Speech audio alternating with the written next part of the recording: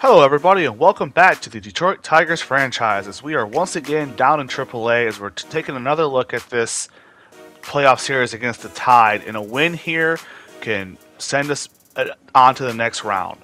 So we're going to jump in here. Miguel Montano leading us off in the first inning. He's first pitch swinging. He's going to hit a little blooper out to center field, and that is ran down for out number 1. Next up will be Nick Ames. He has a 1-2 count, and he is going to pop out into foul territory. Their third baseman makes the catch, out number 2.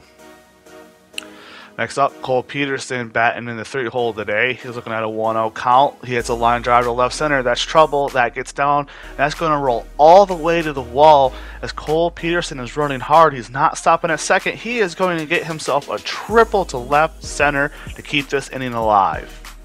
So can we score this run? Aramis Aidman stands in now. 1-2 count, and he will chase strike 3, and that ends the inning and the threat. So Kyle Funkhauser gets the start today against Marco Mesa. 2-2 count, and he is going to pop out to the catcher as he runs into right in front of the mound to make the catch. Next up, Gunnar Henderson, 0-2 count, and he is also going to pop out to the catcher, this time in foul territory, and that is out number 2. So Peter Welsh will stand in now, 1-2 count, and he is going to sky out to right field as Riley Green runs under and makes the catch, and that's a good strong 1-2-3 inning for Kyle Funkhauser to start off this game. Now on to the top of the 4th, as offenses don't do anything. Nick Ames stands in to lead us off, 1-1 count, line drive, center field, and that one hangs up there too much as the center fielder runs it down for out number 1. Next up will be Cole Peterson with their only hit of the day so far, and he chases the ball. That is going to be a bouncer to second, and the play is made, and that is out number 2. So that'll bring in Aidman again, 2-2 count. He catches a mistake pitch to center field, and that one does not have enough carry as that is caught on the warning track to end the inning. So, on to the bottom of the 4th, Kyle Funkhauser against Marco Mesa again, 1-2 count, and he freezes him on a called strike 3, out number 1. That'll bring up Gunnar Henderson again, 0-1 count, and he hits a hard ball back up the middle. That gets through to center field, and they will have themselves a single. Next up, Peter Welsh, 3-1 count, and Funkhauser loses him with the slider down, and that will put 2 men on with only 1 out as Tristan Cassis comes up. He also has a 0-2 count, and he will chase strike 3. And we were in a bit of a jam, but the pressure's a little bit off here. But we still have to get this last out. Tyler Nevin's in, and he is going to send one to right field, and Green cannot run it down. He comes up, he throws the home, but the runner will score with ease, and the runner will go from first to second with that throw. So they have 2 men in scoring positions with still 2 outs.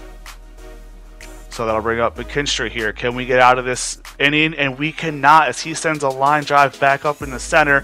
1 run will score. The second one will come around, and he will get in just before the throw. It is now 3-0 here. We've got to stop the bleedings.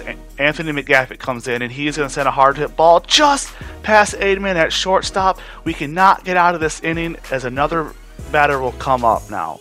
And that's Yunsel Diaz. He hits a hard grounder to third, but backhanded by Peterson, thrown on to first, and we finally get out of this inning. It was a long one, and the Tide take the 3-0 lead here. As we jump ahead to the top of the 6th, Riley Green leads us off. Line drive up the middle, but that bounces off with a pitcher as he's able to recover to make the play at first. That was headed to center field for a single, but the pitcher somehow was able to get his leg on it. As you can see, he's kind of walking it off, and he makes the play at first for out number 1. Next up, Das Cameron, 1-1 count, and that is a single up the middle, and that is actually our first hit since the first inning. So we have a man on now with 2 outs, as that brings up Miguel Montano, 1-2 count.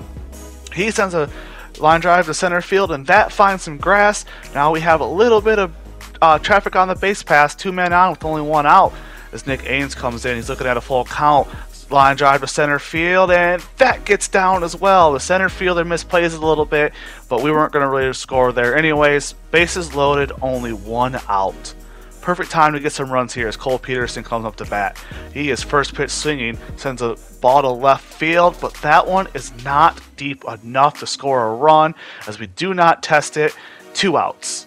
As that brings up Aidman now, 0-2 count. And the ball gets by the catcher, but a favorable bounce, and he throws it to third, and he somehow gets the out there to keep us off the scoreboard.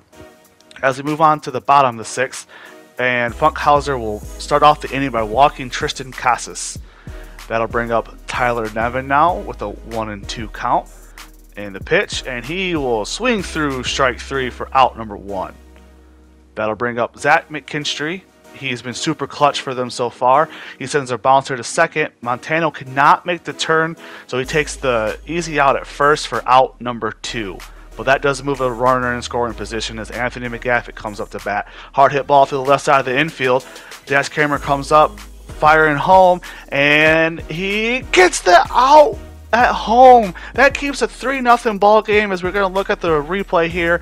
Dash Cameron comes up and throws an absolute strike home, and that is fielded by Haas, and he turns around and is able to get the tag on the runner, and we're going to look at a little overhead view here, and what a tag. So we move on to the bottom of the 7th as Logan Shore comes into pitch, and he will start off by facing Yancel Diaz, 0-2 count. Hard grounder to third, fielded by Peterson, thrown on to first for out number 1. Next up will be Victor Mesa, the number 9 hitter, 1-0 count. Line drive to right field, that gets down, and that rolls all the way to the wall.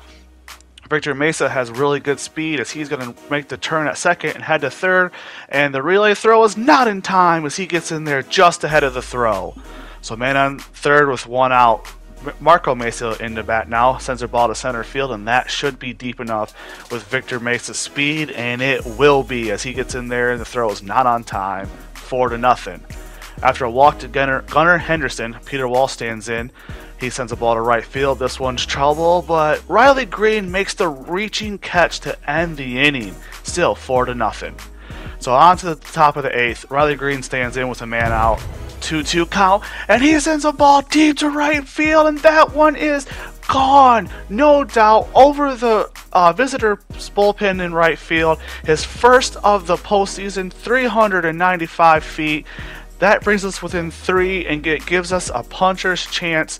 Hopefully that wakes up our offense a little bit here. That'll bring up Daz Cameron now, 0-2 count, and he will chase a ball up and in. That's strike 3, out number 2. Can we keep this going? Miguel Montano standing in, first pitch swinging, and he lines a ball to left that drops in just in front of the left fielder, and we still have some life here. Nick Aim now after a pass ball gets Montano to second, and he will look at ball 4. 2 men on, 2 outs as Cole Peterson stands in as a tying run. 2-1 count, but he is just going to pop out to shortstop to end the inning and the threat. So we move on to the top of the 9th as the Tide do tack on a run in the 8th. Aidman will stand in to lead us off. He's going to send a ball to right field, but that one is not quite deep enough as that is caught on the warning track for out number 1. Next up, Christian Stewart looking at it full count, and he will strike out on what should have been ball 4, but 2 outs now. Eric Haas stands in as our last chance to do anything, and he's first pitch swinging, but he will bounce out to the pitcher and thrown on to first for the out. Tide win 5-1, and they will force a Game 5 winner take all. So that brings up Game 5. Jeff Brunner will get the start, and he is going to be facing off against Derek Heller for the Tide. So we're going to check him out here, and he is no pushovers. He's an A potential 27-year-old pitcher, mid-90s fastball. He's got elite stamina, but he's all around. He's a pretty good pitcher for the AAA level. So our work will definitely be cut out for us. So let's jump into this game. Cole Peterson is going to lead us off, and he will be frozen for strike 3 for the first out of the game. Next up, Miguel Montano, who's having a pretty good series at 368, but here he's going to pop out to the shortstop for out number 2. Next up, it will be Nick Ames, 1-0 count, and he's going to send a ball to left field, and that one will be ran down and camped underneath for out number 3 to end the top half of the first inning. Now we'll see what Jeff Brunner can do. Marco Mesa leads him off, hard hit ball to second, easily fielded by Montano, thrown on to first for the first out. Next up, Gunnar Henderson, 1-2 count, and he's going to send a line drive to center field, but Derek Hill runs under it, makes the catch for out number 2. That'll bring up Peter Welsh. He is first pitch swinging here, and that is going to be a 1-2-3 inning for Brunner as Daz Cameron runs underneath it and makes the catch out and left. So we're going to move on to the top of the second. Christian Stewart stands in, 1-0 count, sends a ball to right field, and that one is gone. He is going to hit his second of the series, 384 feet to right, and that is going to give the Mud Hens an early 1-0 lead, and that is how you want to start off an elimination game. Go out and take the lead. So we're going to move on to the bottom of the third. Jeff Brunner is still pitching strong against Yancel Diaz here. He's going to get him to ground out to shortstop for the out number 1. So that will bring up Victor Mesa. He will be first pitch swinging, but he will hit it to first base, and we're going to step on it for out number 2. That'll bring up Marco Mesa now, 0-2 count, and he is also going to send a ground ball, this time to second, fielded by Montano, and that is thrown out, and that will end the third inning, and that is still a 1-0 lead here for the Mud Hens. Now on to the top of the fourth. Nick Ames stands in. He hits a hard ground ball to first base, but that is fielded on for out number 1. Christian Stewart stands in again, another 1-0 count, and another ball deep to right field, and that one is also gone. That is his second home run of the day on his second 1-0 count for the 2-0 lead. It's just twos all around for him. And we needed that little bit of an offensive lift as we only scored one run last game. We take a 2-0 lead as Aidman stands in now, 1-2 count, and he chases strike 3 for out number 2. That'll bring up Riley Green, 1-0 count. He hits a ball to left field. That one's tailing foul, and that one will just stay fair, or just stay in to be caught to end the inning. On to the bottom of the sixth. Brunner is pitching very strong. Victor Mesa will lead him off here, 1-2 count, and he will swing under strike 3 for out number 1. Now Marco Mesa, 2-2 count, and he will also strike out for out number 2. Next up, Gunnar Henderson, 2-1 count. He hits a ball on the ground to Montano, who fields it, throws on to first, and that's a good strong 6 innings for Brunner. As we move on to the 7th, Brunner is still out there to pitch. First up will be Peter Welsh, 0-1 count, and he sends a ball to the left side of the infield. That gets through, and that will start off the 7th with a single. So Tristan Cassis comes up next. He hits a ground ball fielded by Brunner on the second. On the first, and we get a bases clearing double play. That gives us 2 outs.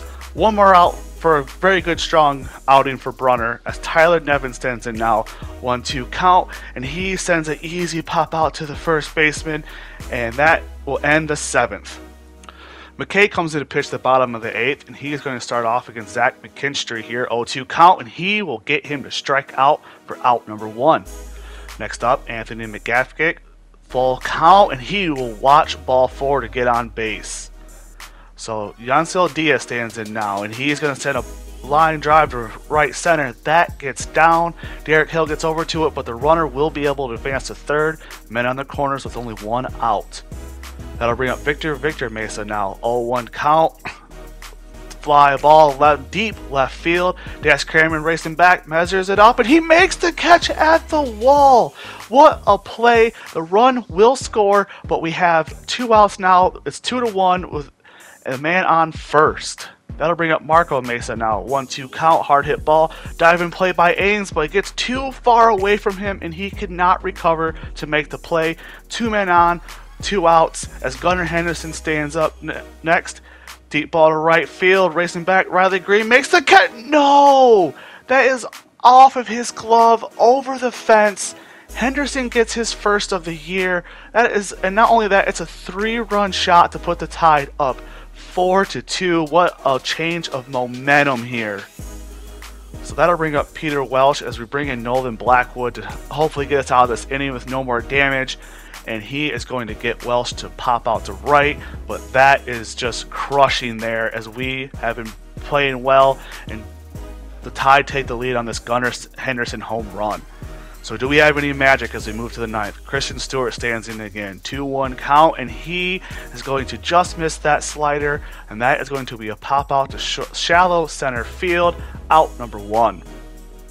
Next up, Aramis Aidman, 2-2 count, and that is pretty much right at the left fielder as he barely has to move to make the catch for out number 2.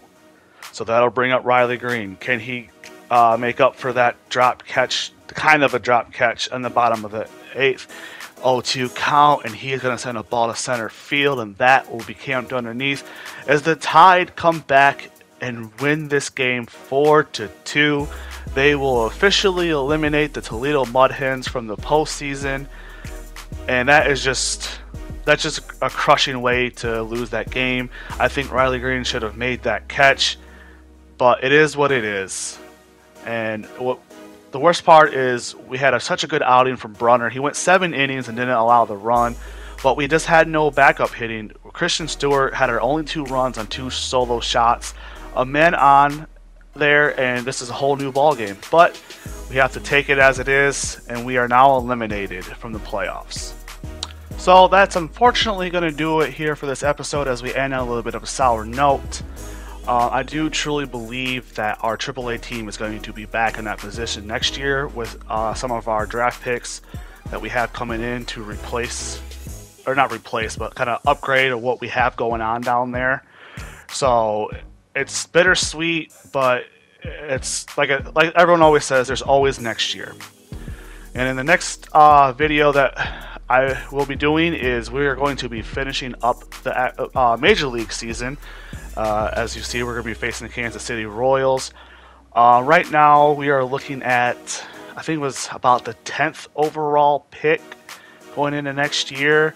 But hopefully, we can still end it on a good note. Win 2 out of 3 of these games here. Go into the offseason on a strong note, and we'll see how the offseason plays out for us. But that is going to do it here. So I hope you guys liked it. I hope you enjoyed it. If you did, don't forget to like and subscribe. And let me know what you guys think. And we will catch you next time here on Cardboard Cutouts.